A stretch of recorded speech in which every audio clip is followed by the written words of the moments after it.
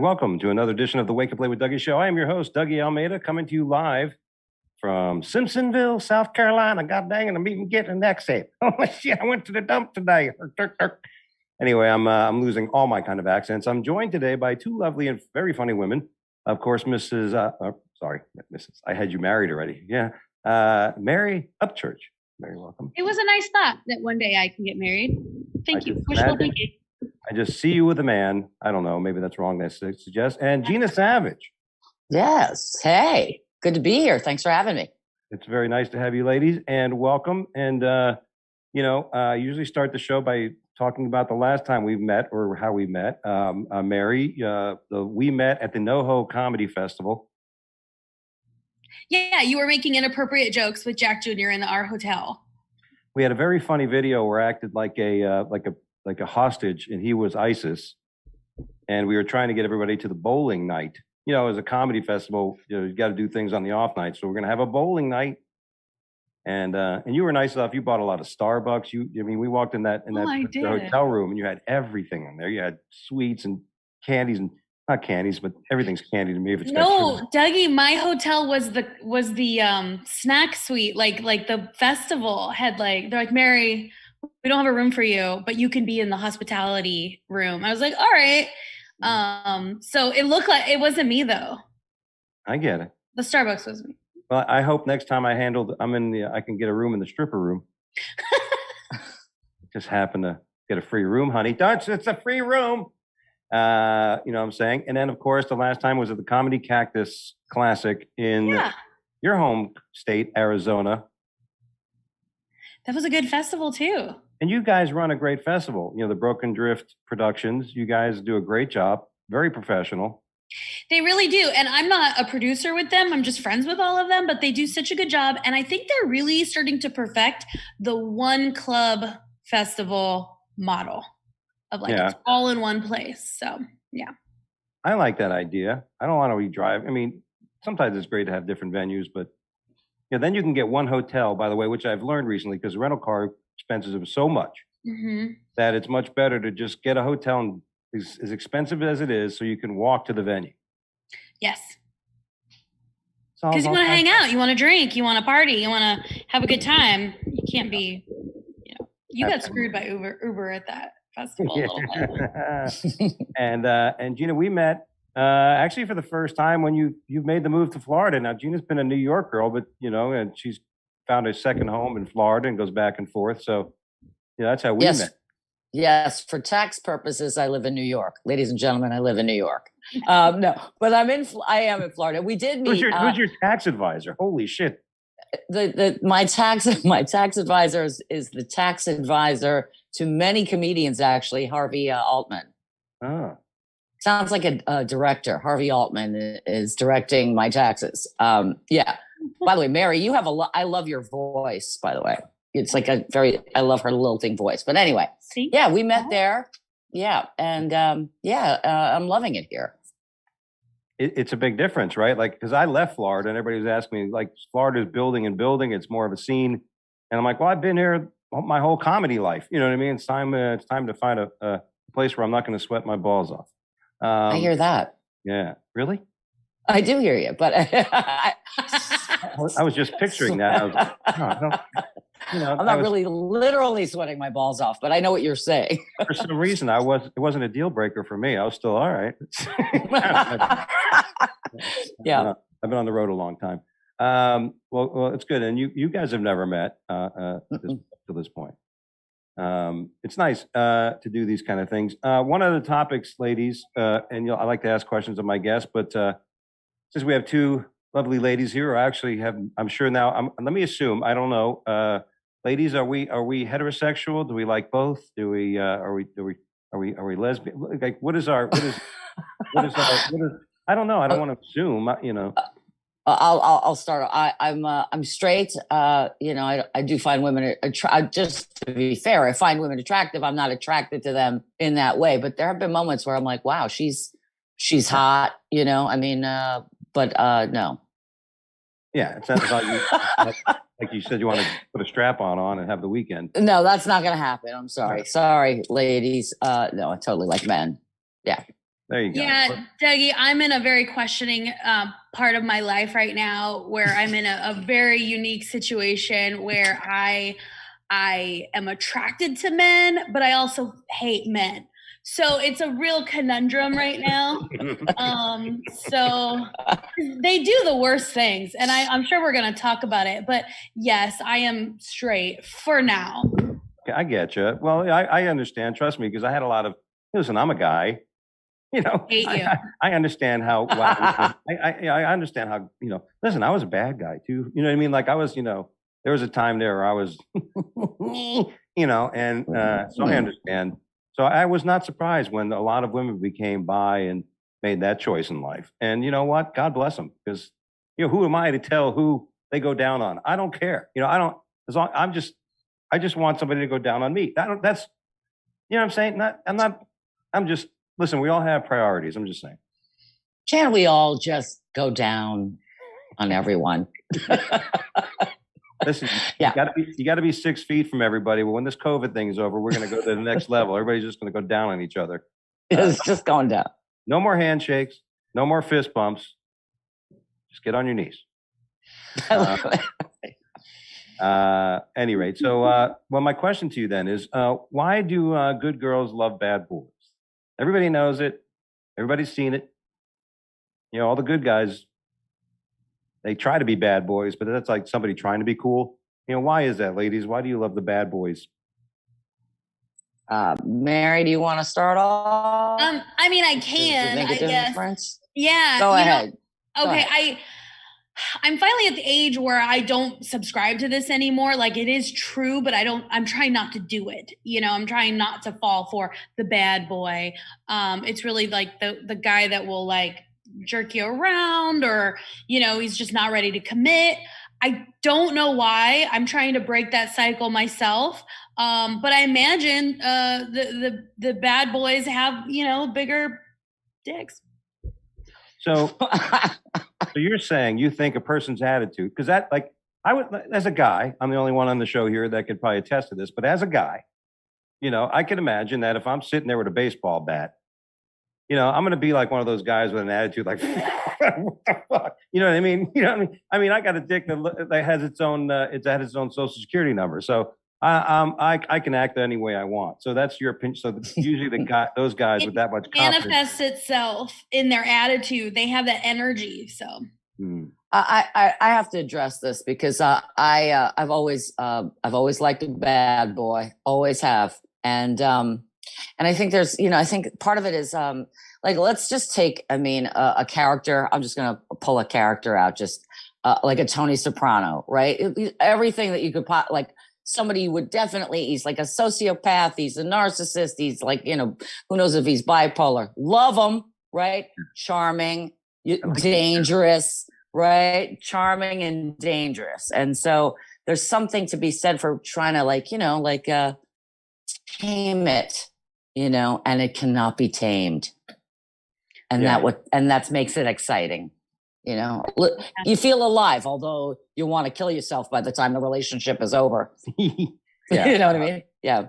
I understand. Like me, especially like in high school and stuff, I was always like I was a guy that said, okay, no, you know, I mean, I was like, whatever, I don't want to push, you know, I would never like make the first move. I was that guy. I was never the guy to make the first move. I would have to have a girl come over and, you know, and figure it out. And by the way, I'm very excited because somebody recently told me, I reminded them of James Gandolfini. So I'm thinking, you know, and that's, you know, now that's the women that hit on me, and they're, you know, it's usually from comedy. I'm getting, you know, I haven't had women hit on me as much until the comedy thing, and you know, and it's usually because, oh, you know, you just have this way about you, like, you know, you're bad at, you know, I'm telling dick jokes, you know, so yeah, that's good to hear. Well, it's the confidence, right? It's these types of men, you know, that are bad, they exude a confidence, whether, you know, I'm not saying it's a positive confidence. It could be totally psychotic, but there's a level of charm with it, unfortunately, you know, and I understand Mary's point where, like, as we get a little bit more aware of these things, we don't want to, you know, engage in it, you know, but sometimes it's unavoidable. Yeah. Gina, and that's why now, you know what I'm looking for? I've figured it out. I'm looking for a guy who's like a nerd in the streets and a bad boy in the sheets, like an undercover, maybe reformed bad boy, or just like a nerd who's underappreciated, undervalued, but he's got stuff going on, you know. But maybe I think you just described Superman and Clark Kent. Exactly. The nerd. The ultimate. Yeah. He's got the glasses on. Yeah. Oh, yeah. And then all of a sudden he's Superman. I mean, could you imagine who the hell is going to go out with Lois Lane after Superman? You know what I mean? It's like right. You can't top that. You can't top that. Superman. I was hoping you'd say fucking Robin. You know, I mean, holy shit. All right. Well, so we know now that guys with bad boys usually are guys with big sausage. They're well endowed men. As Mary has obviously said, she's met many of them men with big tools. And you know what? As Gina said, yes, there's a swagger and there's a confidence that's very exciting. So men work on that. Otherwise, you're going to be on RedTube all weekend. All right, our next question. When it comes to dating, what are your biggest deal breakers? I'll start it. Like I dated a girl once in college that hot, man. She looked like who's the girl, the dancer used to be on the videos and the singer, Paula Abdul. She was Paula Abdul before I even knew who Paula Abdul was. That's so cute. Hot girl, you know, in college. I'm like, I'm still 19. But she had a breath like a garbage can. And I was like, after the second time, I'm like, holy shit, it was not just one bad day. You know, sometimes, who knows, you know, you suck on shit, you know, before you got home from work. Oh, who has breath like that? But you know what I mean? But the second time, that was it. That was your deal breaker. Deal breaker.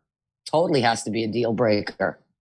I'm not a fan of the on and off ghosting nonsense. You know, like a guy to, you know, call when he says he's going to call, or, you know, there's not this there's no games. Like, I can't deal with the games. Just no games.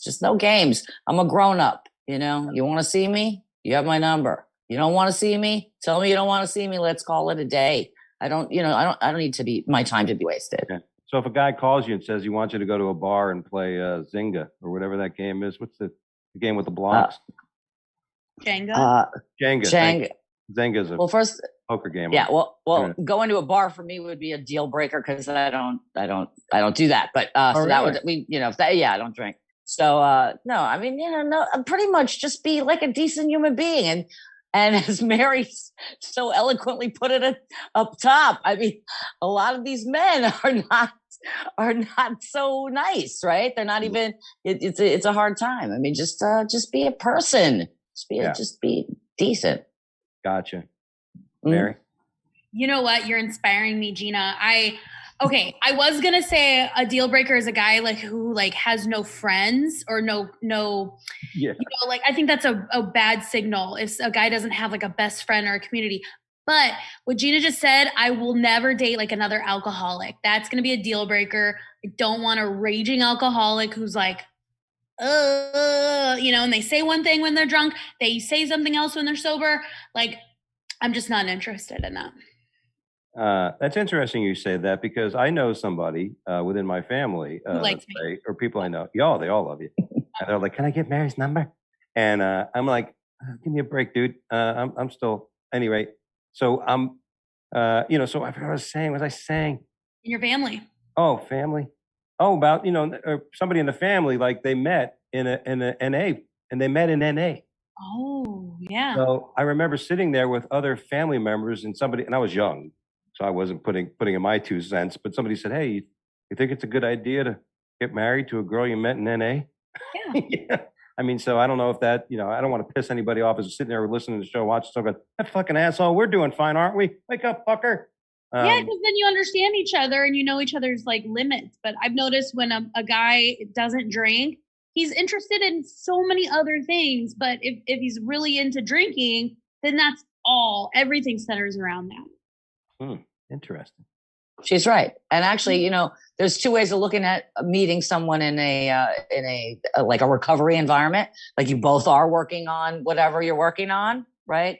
But what's that? It's a stupid expression. 2 sickies don't make a welly. right? So that, so there's that too. Well, mathematically and scientifically, 2 negatives are a positive. So I don't know. Maybe we're not part of. Maybe we should stop following the science. Don't take that vaccine. I want to say that because people think I actually believe that. Do whatever you want, man. All right. If you had a time machine, where and when would you go? Barry, where would you do? Like, first of all, would you go? Would you go like into the future, or would you go into the past? And then you say like, what? Like, I think, I got very fond memories. I got very photogenic. Like, I can't remember people's names, but I can meet somebody after years and go, oh, dude, didn't we go to the Molly Hatchet concert in '83? You know what I mean? Like, I don't remember that shit, but I don't remember the guy's name. You know what I mean? So I got a vivid memory. So I would be more interested in going into the future, even though I'll probably be crippled and not walking because of my bad back and, my fat ass, and I'll be bald and be like, oh, what happened to my hair? I'd be a little pissed. Who knows? I'd go back to the 6th grade and I would take PE class a little more seriously and just like get really into it instead of being like finding ways to get out of it. And I would take school more seriously, and I would kind of have a plan more, because I feel like I wasted a lot of time just in I was in junior college for like 7 years. Like, I would have, and maybe even started comedy sooner. But I would have just I don't know. I didn't have very good parents. No, nobody told, I don't know. I just got by. I was such a C student and I was so distracted. I would have done better in school, and I would have started running a lot sooner.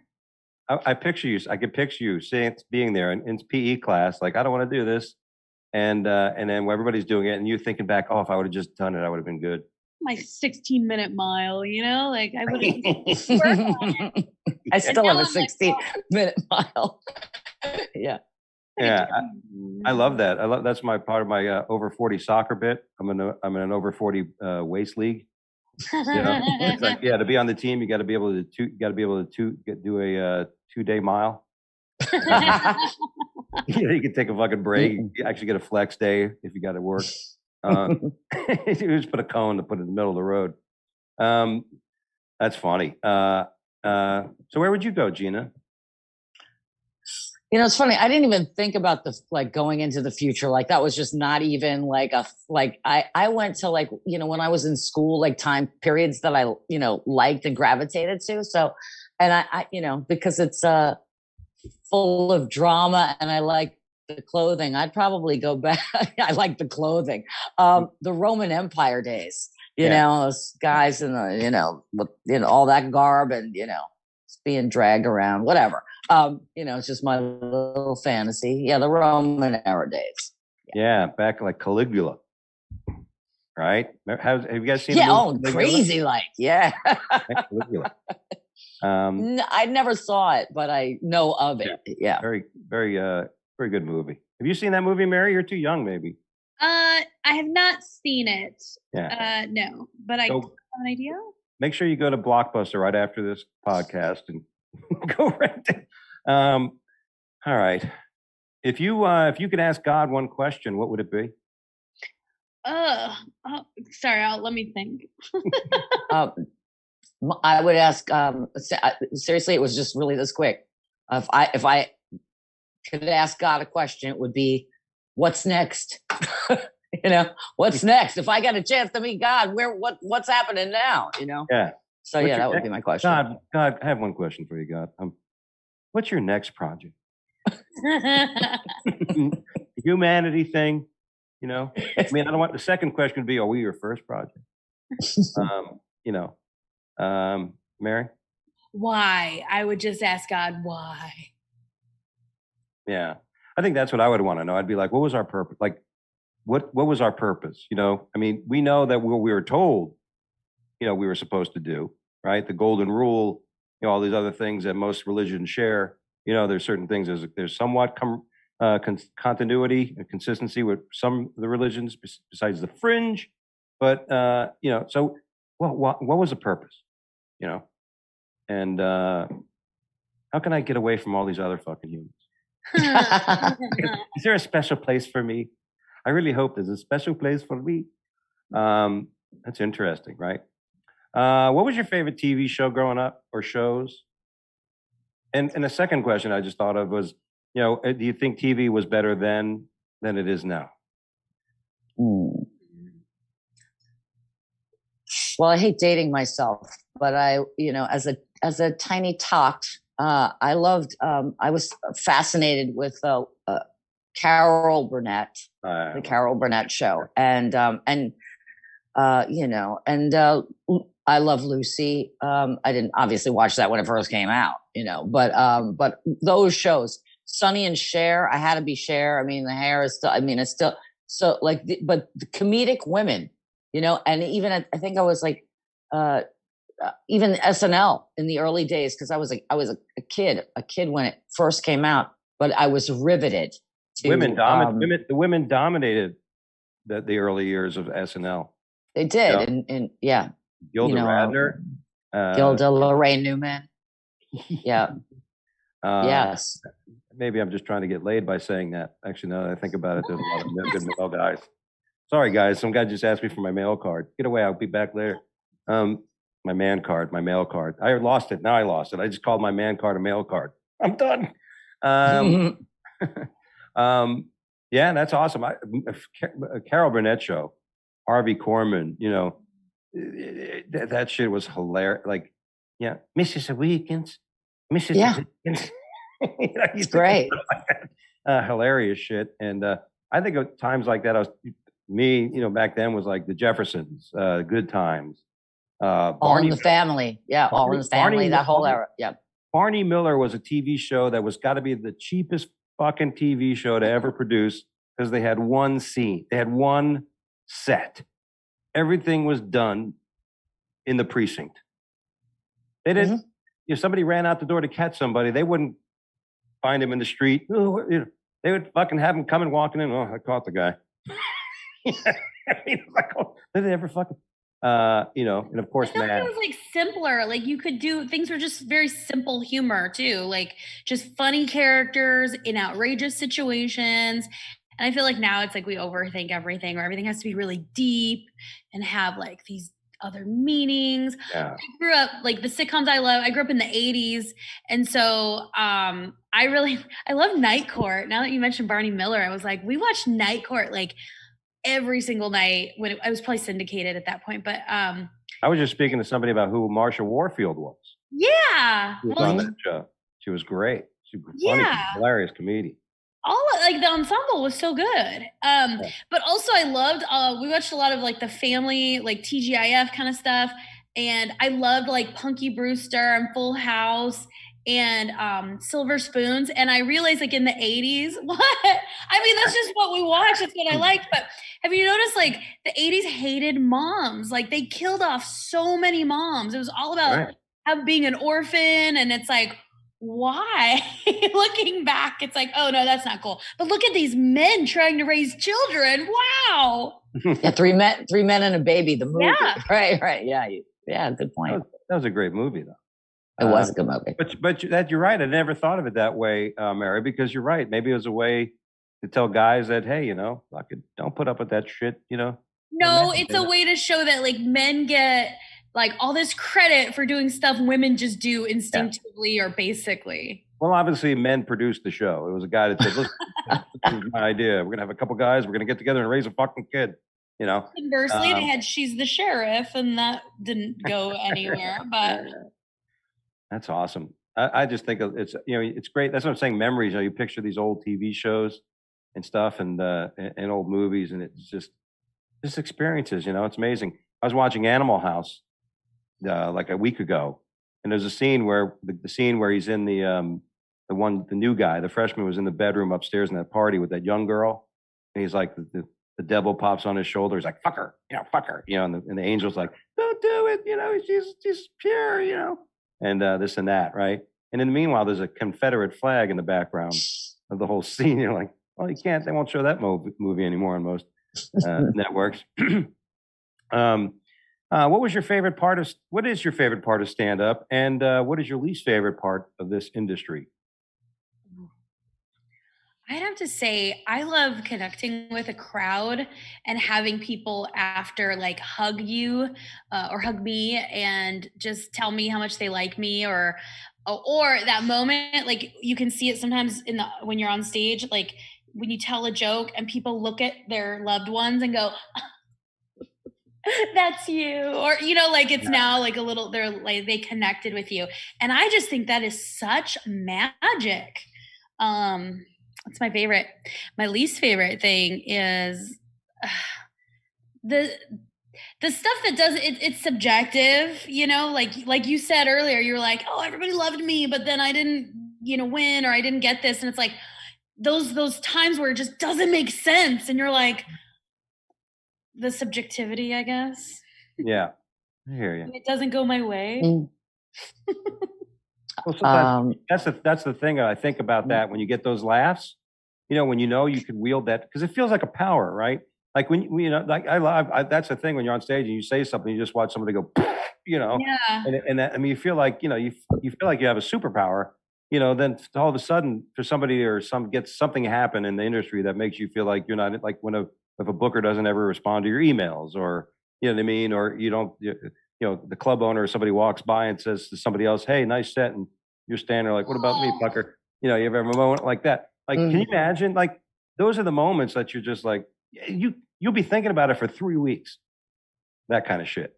That's the thing to me that's like can be like, Gina. Well, what I love about stand up or anything related to the arts, right? I love to piggyback off Mary again. The human connection, right? This is a live thing that we're doing, and I think that anyone who does it it's brave. It's a brave thing to put yourself out there. So I give people a lot of credit for doing it, and also to tap into like what's happening in the world and to make people laugh so that we can have a moment where we're not all in pain about things. I think so. I love that part of stand up, the enlightening part. What I don't like is the business. I don't like the business of stand up. Never liked it. Don't like the politics or any of that other stuff. I like just being genuinely who I am in that. But the business part of it, I don't like. And I don't like when sometimes people are so unaware that they're not funny. I mean, that they think they're funny and they're not. Right. And that's a very hard moment in life.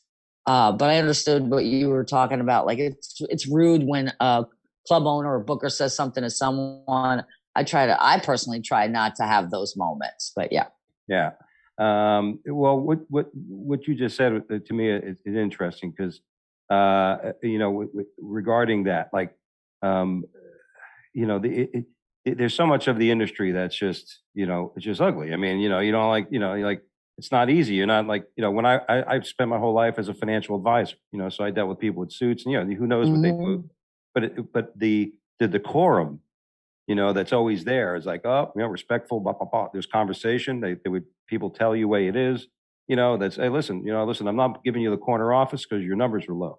All you got to do is this and this, as opposed to like a comedy club or somebody saying, hey, listen, I think you're funny, but right now I don't think you're ready.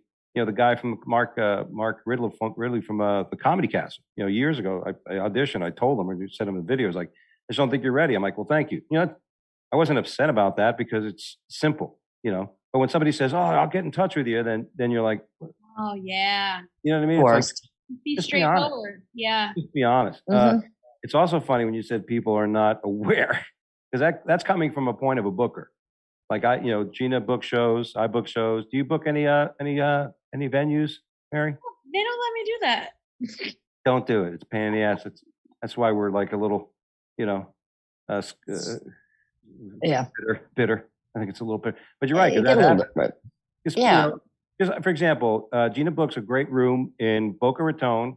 It's called the Dubliner Irish Bar. It's on Meisner Park, beautiful location.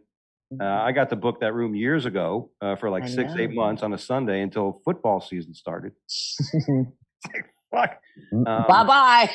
Right. The crowd. Ta-ta. but a fun room and great room. And it's a challenging room because it's got a beautiful stage, well lit and everything, but it's got a bar and it's got open doors and it's a free show because people are coming in. So it's challenging. So you may have a comic that thinks they're funny, but yeah, if they're sitting at the Improv in front of a paid crowd that's going to laugh at everything, compared to a bar where people want to get drink, they're trying to get laid, they're doing all this kind of shit. Oh, there's a comedy show going on.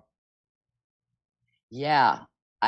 Well, one of the okay, we'll talk about real quick what I like, what I don't like. What I like is that it's a great workout room. So if you have the chops, that it's a great place to, so I like being in a position where, people are honing their craft a little bit. What I don't like is having to say that, but since this is where, like shush or this or that. So I've gotten into the habit now. I think I'm going on, like, this might be my 5th or 6th month myself at this point. I think February, March, April, May. Yeah, 5 months. So, or end of February. And finally, it took a while. And sometimes it doesn't always happen, but, like beat people over the head. This is a comedy night and you treat the Dubliner. I don't know why I'm doing that, but you treat the Dubliner like a comedy club that night. Pay attention. People come far and wide to perform for you here. And it's true. This is not it's a great show. Yeah. It's good that you do that because some hosts or some people that run a venue don't have the balls. As we found out, you have the balls tonight on the show. Well, I clearly have the balls. Yeah, she does. And Mary, don't worry about booking a venue. Aside from that, the only thing I could say is that creativity aspect, because that's why we do it, right? It's like when you're on stage, to me, this is the last year or so has been that thing that made me just like as a golfer, you can suck. You can shoot like 120. But if you hit one ball crisply and you hear that great noise and ball just travels and you're watching it, disappear, you're like, I'm going to play tomorrow. So, but that glimmering moment, it's like when you're on stage and you make up something on stage, you react and you just come out with a new tag. You just come out with something new on a joke and it crushes and you're like, fuck. It's like, even if the check bounced, you'd be like, fuck it. Had a good weekend. I mean, that's magic right there. That's why you keep doing it.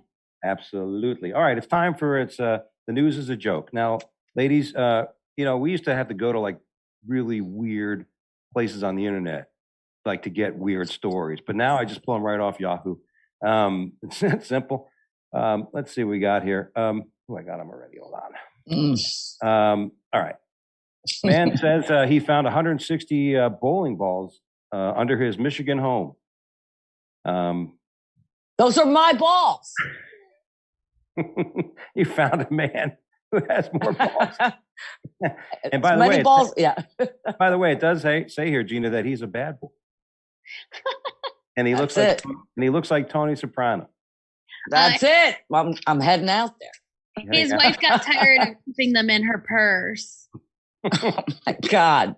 I mean, all right. So basically, none of the story is that somebody thought it'd be a good idea instead of putting cement down or like a real foundation for this home. They said, you know what? You know how we had to sell the bowling alley because nobody was coming to go bowling anymore, but he's going fucking roller skating? What we need to do is we need to take all the balls, no shoes, idiot, not shoes, bowling balls. We got to take all those bowling balls. We're going to put it underneath my house. I can't even. I can't even. That story's hilarious to me. The discovery of all the balls. Yeah, the owner big started ball realizing discovery. We're walking up the stairs, and the stairs are kind of leaning. Right.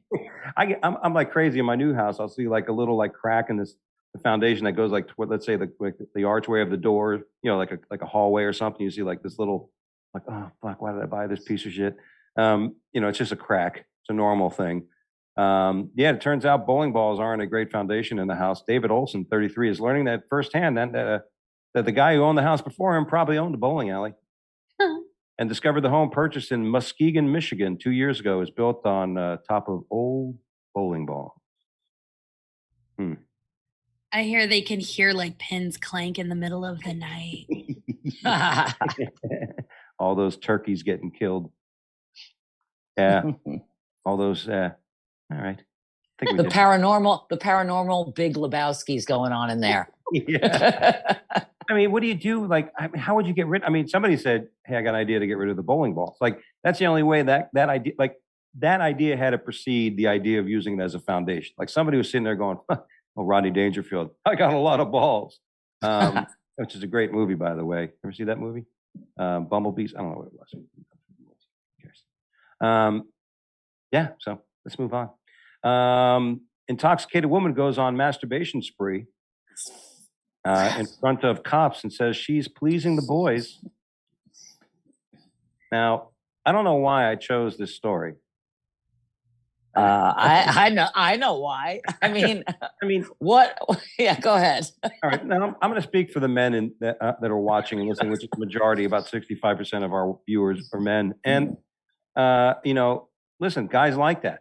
I'm sure a guy has asked you ladies in the past, "Hey, would you mind, tinkling and doing, taking, starting before me, get a little warmed up." You know what I'm saying? We know it's a guy. Guys like that. I mean, has a man asked you? You have to tell me if you've done it. I'm not going to ask.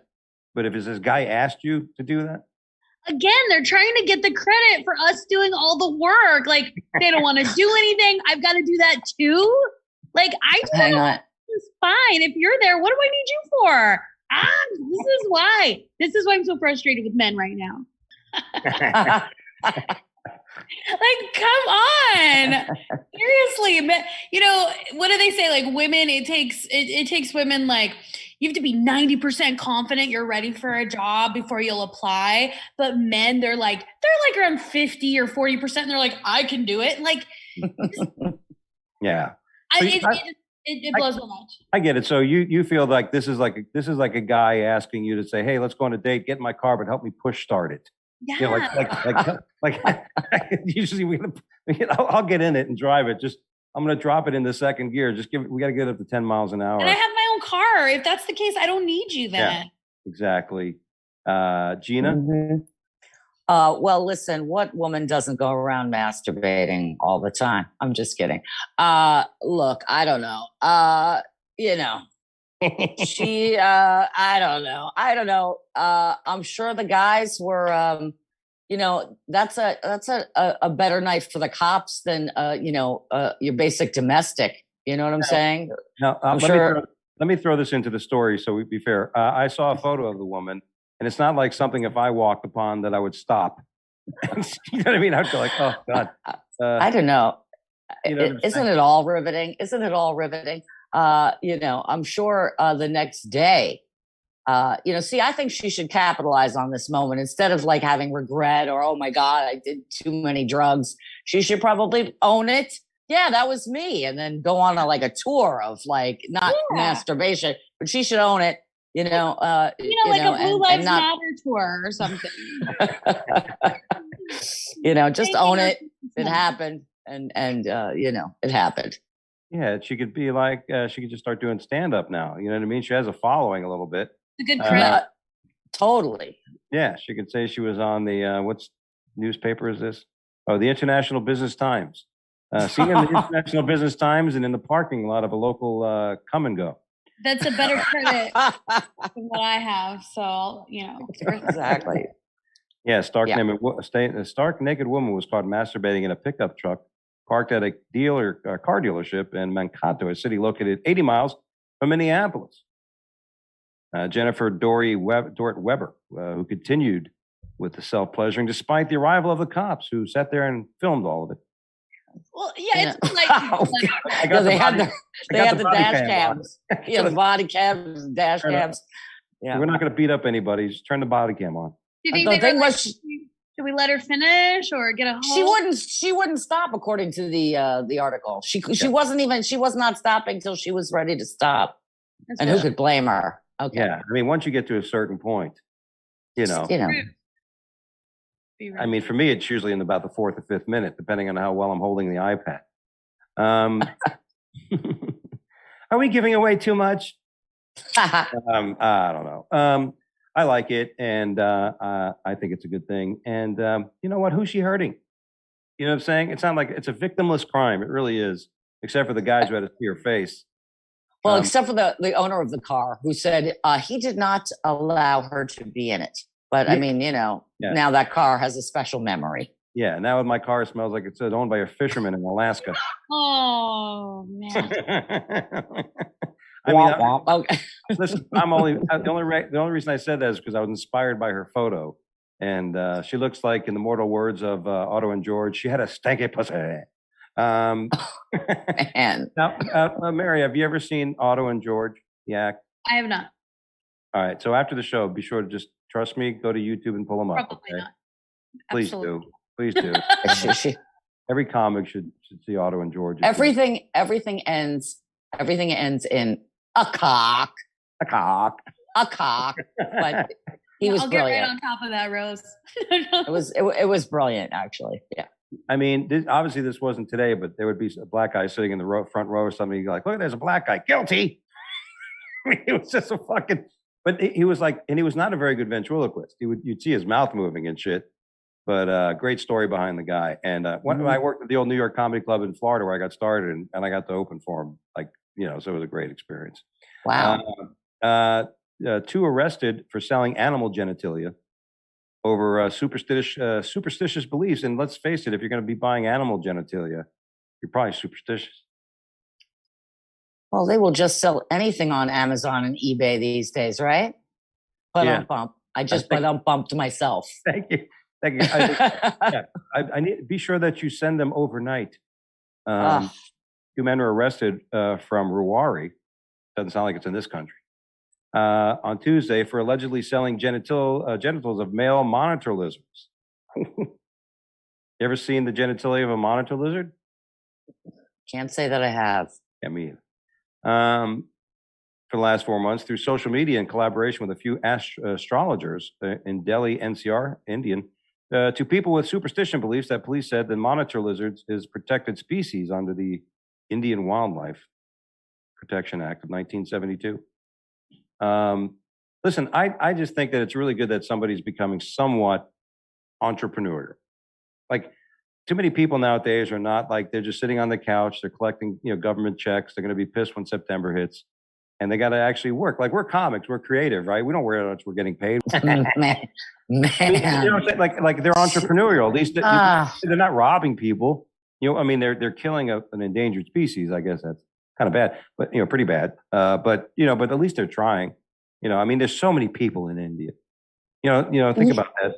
Like India, think about it. There's so many people in India. It's not like you can walk into a local butcher shop and go, I need a job. Oh, let's get in line. There's 4 billion people ahead of you.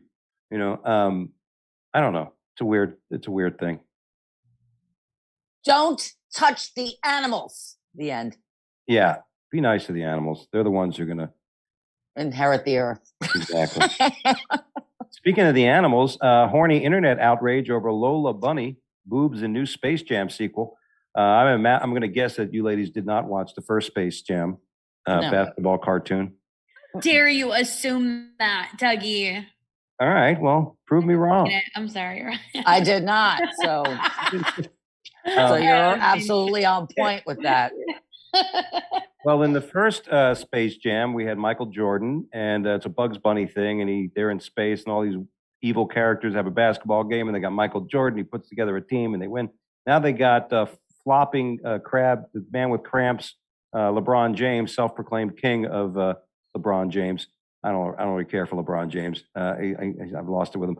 But he's the new star on it, and they had a woman in the first version of it. The bunny had had a nice set. I mean, she had a rack. She had a rack.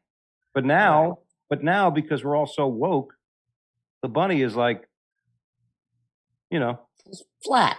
Just an average, there's nothing, you know what I mean? More athletic build? Nah, I mean, she's still got the same ass. I mean, it's a cartoon. You know what I mean? So the only way to really sometimes distinguish in a cartoon the difference between a male and a female cartoon character is the ass. And she's got a belly, not belly, a bell ass, you know what I mean? But she doesn't have the boobs. She looks a little uneven. Reminds me of a girl I dated when I was in 9th grade. Long legs, nice ass, but nothing. It's been 25 years since the original Space Jam was released. Fans were excited until they saw Lola Bunny's titties, or the lack of. All right, this is stupid, number one. But number two, it says 2 different things. One, I get their point of trying to take the over sexualization out of the cartoon, right? But the other thing is, what are you saying? Women with boobs can't be smart? Like it's two things going on here, or rabbits with boobs. I mean, the whole thing is ridiculous, really. And so that's not going to make me, go to the movie or not go to the movie. But I think if, they want to appeal to young girls and that'll go. And so it's not about whatever, but I know a lot of young girls with big boobs. I'm not talking about underage. I'm talking about young to watch a movie.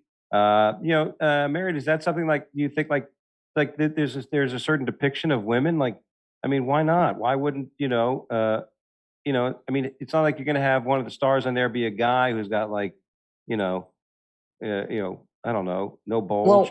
Well, real quick, I mean, do cartoons show men bulges? I mean, is that something guys have to worry about? I mean, we don't, right? It's like there's just a zipper. There's usually well, did they change any of the other characters, or the other characters all look the same? Oh yeah, LeBron. LeBron looks like he's hiding a fucking a watermelon in his pants, or a sausage or something. He just like getting bigger cockpit. What was that Batman? It looks like they just made her a little more sporty. She still has very sexy eyes, and they probably just wanted to have a more like a better character for girls to relate to as they watch the cartoon, instead of like this this huge like bouncy boobs and like a tiny waist. Even though she still looks like she's like really athletic, but and her eyes are really sexy. But I don't know. It seems kind of appropriate to me, just not over sexualizing a cartoon. Yeah, like maybe that's much. She's got the eyes, she's got the legs, she's good looking. There's no need to add the boobs. Yeah, right? I think that's what their point was. Yeah, that was their point. I think that, or whoever wrote this movie does not like plastic surgeons. I think that for bunnies. Yeah, because that's the other thing. She's a bunny. Like she's a freaking bunny. Yeah, that's sexy. Yeah, for plastic surgeons, bunny boob implants are a very important niche in the medical community. And it looks like, is it Zendaya plays that part? Like she's a young woman. She's kind of becoming a big deal. Like I wonder. So maybe they designed the character a little more like her. Maybe they did a little bit. I think they did it with her, in mind. I can see that. Mm-hmm. All right. Well, now poor her. She's probably like thinking, oh, everybody thinks I got small. I don't know. I'm not a woman. What do I know? You want a hot take, and we're like, no, this is totally appropriate. Get your mind out of the gutter. It was funny. One of the greatest soccer players in the world, Ronaldo. I mean, you ladies may have heard of him. Very sexy man. You should put him up. Portuguese player, one of the best footballers in the world. He had a statue built in Portugal, and he was pissed because the first design was not, showing his manhood. And he goes, I want you to do it again with bigger. Yeah, I don't know. It shows you what's important to whom. But he's a real guy. We're talking about a cartoon. He's a real guy. He just wanted an accurate depiction of his whole jam. Yeah. It'd be hard to jam. There's a lot of things you can call it. The thing is, ladies, that us guys, we will not get mad at however you want to refer to our junk. Okay, whatever you want to call it, we don't care. We're not going to get mad. Why'd you say that? The fact that you're talking about it is good for us. Our last story of the day: serial pooper banned for defecating and urinating in open spaces after numerous convictions in a British town. Yeah, she was doing it for 20 years. Yeah. How insane is that? 20 years of pooping around town. I mean, clearly she's not just getting there's a mental illness going on here. Yeah, I think. I don't think you need to be a psychiatrist to understand that if somebody shit on the street, almost 100 times, British serial pooper has been officially banned from defecating. Well, how are you going to ban her? I mean, you know what I mean? Like, you're banned from doing this again. Okay, thank you. And then she goes home and says, please, sir, may I do it again? One more time, please. I shouldn't have ordered all those fries. Uh-oh, I can't find a loo. You know what I'm going to just going to go shit right over here by this banister. A British serial pooper has been officially banned from defecating and urinating in any open space in her town. her defense attorney said, "Can she piss at least?" In the town after more than 2 decades of criminal behavior, police said. Amanda Lee. She missed an 50-year-old. opportunity to monetize this. Like I would have paid her to shit on my ex's doorstep, or like somebody you don't like, or your neighbor. Like Like a Nastygram? Yeah, just like whoever you want. Like I'll go shit on their doorstep or in their front yard, you know? See? Well, maybe that's the route. Yeah. Go ahead, Gina. No, maybe that's the route she's got to take now. Like, hey, I can legally do this. I'm getting paid to poop on the guy's whatever. Mary, we're gonna leave it up to you to contact Amanda Lee in England and say, "Hey, Amanda, you got an Instagram account?" No, I'm gonna take over her duties, literally, and she's gonna be like, "It wasn't me. I swear I stopped," and I'd be like, "But I haven't stopped. I'm just getting started." I mean, how fun would that be? What do you do for a living? I'm an influencer. What do you do? I go around, I go shitting on everybody's, because there's a lot of people that don't like people. And I'm wondering if there's going to be a lot of comedy bookers that are going to find shit on their door after we take care of this. I'm not just talking about bookers. I don't want them to get mad at me. Boy, I just stuck my foot in my mouth. I just got canceled from 2 gigs. Edit it out. If you wait, we're live. All right, we're gonna count down in 5 again. She's there comes a point when you have to say enough is enough. Take additional action to protect the community and the business in the area. She's like, it's a victimless crime. I fucked up my colon cons. I don't know if that's it. Holy shit, she's scary looking. I don't know if this is going to be able to be seen. It's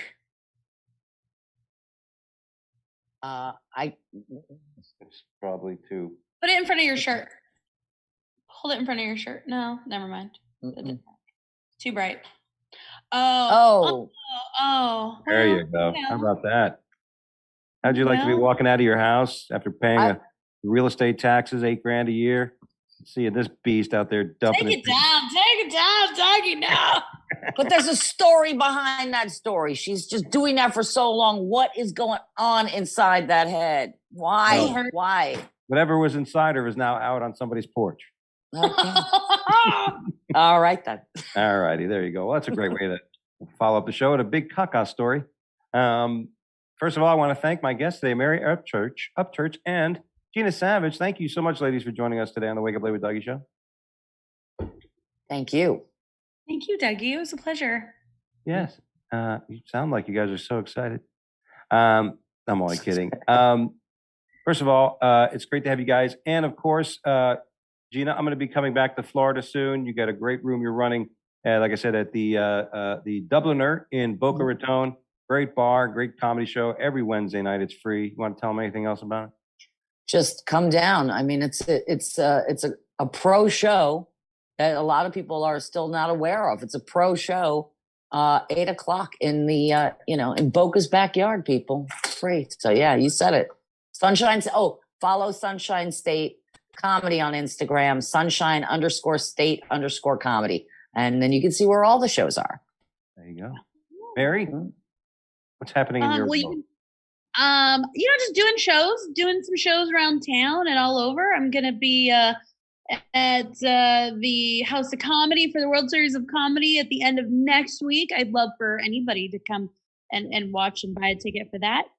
You can find me at the Sacktown Comedy Get Down early August. And on Instagram at Mary Upchurch Comedy or at Wings with Friends podcast. There you go. As for myself, at Dougie Dangerous on Instagram and Funny Fiduciary on Twitter, because Twitter kicked me off because of some woman in England. She was probably the lady that was shitting all over the place. She didn't like what I had to say. And other than that, I'm going to be at the Comedy Zone this Thursday night, judging the finals in the contest, the local contest of comics. It's going to be great. And after we tally the votes, I'm going to go up and do about 10 minutes of new stuff. Can't wait. Right? Isn't that great? Putting out new stuff, right? New jokes. Absolutely. Good for you. Yeah, well, I think it's a great idea until people go, "You suck." That's always the worry about doing new material. Like you said, this guy's been doing it a long time. Anyway, that's it. You can follow our show on Instagram at Wake Up Dougie Show, Wake Up Live with Dougie Show, and of course on Twitter at Wake Up Dougie. Other than that, we'll be back next week with my good friend Trix from Vegas and Spiro. 2 Vegas comics will be on the show next week. Don't forget to join our fan page on Facebook. And aside from that, guys, thanks again, ladies, for being with us. Everybody else out there, thanks so much for joining us. And we'll be back next week right here at the same spot. Take care. Thanks, Dougie. Thanks, Dougie. Wake up!